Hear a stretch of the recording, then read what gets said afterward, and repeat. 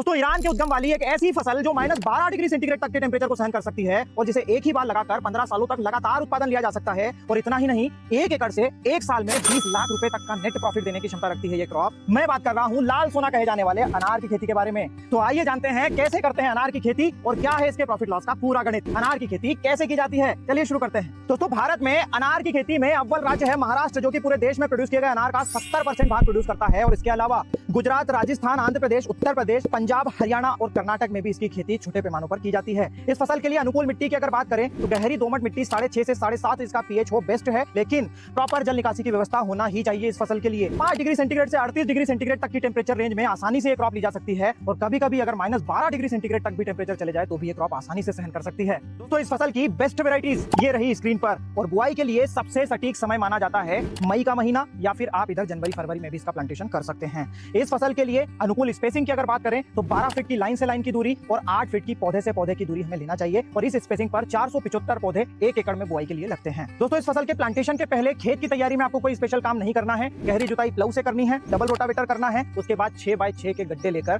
गोबर खाद में कीटनाशक और फंगीसाइड मिलाकर डालना है और उसके बाद प्लांटेशन कर देना है। उसके बाद इस प्रकार से आप मिट्टी चढ़ा सकते हैं साइड से और ये रेस्ड बेड में तब्दील हो जाएंगे। दोस्तों इस फसल की सबसे बड़ी समस्याएं हैं निमेटोड, बैक्टीरियल ब्लाइट और डायबैक, और ये सभी समस्याएं खत्म की जा सकती है या फिर रोकी जा सकती है अगर वाटर मैनेजमेंट सही रखा है आपने।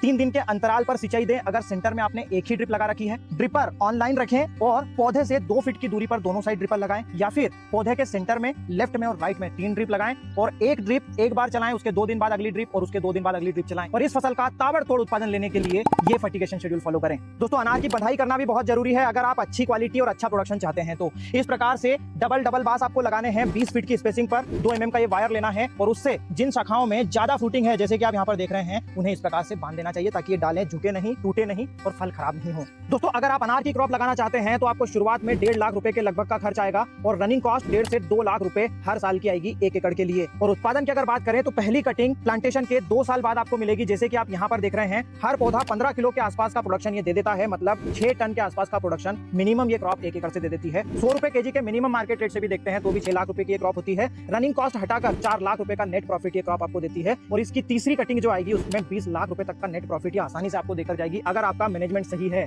दोस्तों ये एपिसोड अगर आपको पसंद आया हो तो अपना वैल्यूएबल फीडबैक जरूर दीजिएगा, वीडियो को लाइक और ज्यादा से ज्यादा शेयर करिएगा। धन्यवाद।